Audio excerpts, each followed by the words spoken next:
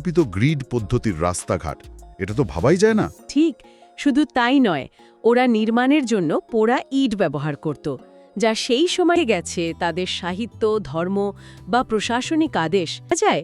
এটা প্রমাণ কিন্তু এমন একটা উন্নত নগর সভ্যতা হঠাৎ করে হারিয়ে গেল। অর্থাৎ বৈদিক যুগ তা ছিল সম্পূর্ণ ভিন্ন। আর কয়েকটি কুল নিয়ে তৈরি হতো গ্রাম। আর শাসন ব্যবস্থা? গাভিষ্ঠি গাভিষ্ঠি। অর্থ গরু খোঁজা। এর থেকেই বোঝা যায় তাদের জীবন। অদ্ভুত বৈপরীত্য। ঠিক ধরেছেন, এই সময়টাকে বলা হয় স্থিরতা, পুরনো বৈদিক রীতিনীতির জটিলতা এর গো। একজন রাজার উচিত তার প্রতিবেশীদের সব সময় সন্দেহের চোখে দেখা ছিল। নির্বাসন অশোককে মানসিকভাবে আবার একটা বড় সাম্রাজ্য গড়ে ওঠে গুপ্তদের হাত ধরে। এই যুগকে স্বর্ণযুগ বলা হয়। আগেই বলেছিলেন যে পৃথিবী সূর্যের চারপাশে ঘোরে। ভাবা যায় না।